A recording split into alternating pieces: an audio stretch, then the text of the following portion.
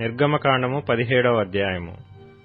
తరువాత ఇశ్రాయేలీల సర్వ సమాజము యెహోవా మాట చొప్పున తమ ప్రయాణములలో సీను అరణ్యము నుండి ప్రయాణమైపోయి రెఫీదీములో దిగిరి.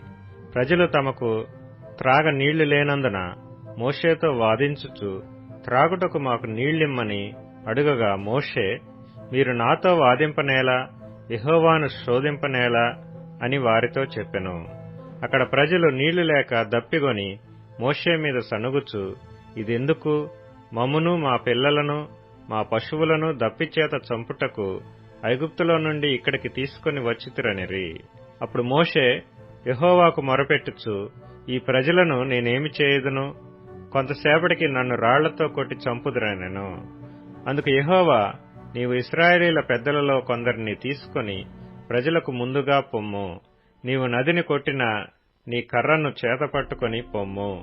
ఇదిగో, అక్కడ హోరేబులోని బండ మీద నేను నీకు ఎదురుగా నిలిచెదను. నీవు ఆ బండను కొట్టగా ప్రజలు త్రాగుటకు దానిలో నుండి నీళ్లు బయలుదేరునని మోషేతో సెలవీయగా, మోషే ఇశ్రాయేలీల పెద్దల కన్నుల ఎదుట అట్లు చేసెను.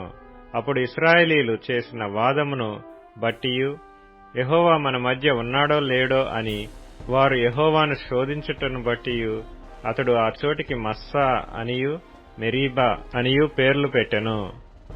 తరువాత అమాలేకీయులు వచ్చి రెఫీదీములో ఇశ్రాయేలీలతో యుద్ధము చేయగా, మోషే యెహోషువతో, మన కొరకు మనుషులను ఏర్పరచి వారిని తీసుకుని బయలువెళ్లి అమాలేకీయులతో యుద్ధము చేయుము.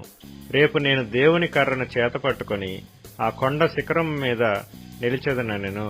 యెహోషువ మోషే తనతో చెప్పినట్లు చేసి అమాలేకీయులతో యుద్ధమాడెను.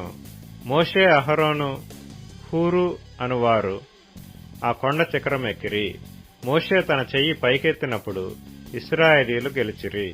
మోషే తన చెయ్యి దింపినప్పుడు అమాలేకీయులు గెలిచిరి. మోషే చేతులు బరువెక్కగా వారు ఒక రాయి తీసుకుని వచ్చి అతడు దానిమీద కూర్చుండుటకై దానిమీద వేసిరి.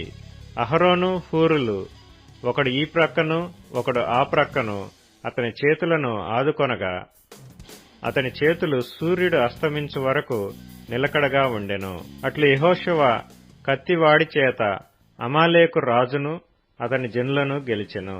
అప్పుడు యెహోవా మోషేతో నిట్లనెను, నేను అమాలేకీయుల పేరు ఆకాశం క్రింద నుండకుండా బొత్తిగా తుడిచివేయుదును గనుక జ్ఞాపకార్థముగా గ్రంథములో దీని వ్రాసి యెహోషువకు వినిపించుము.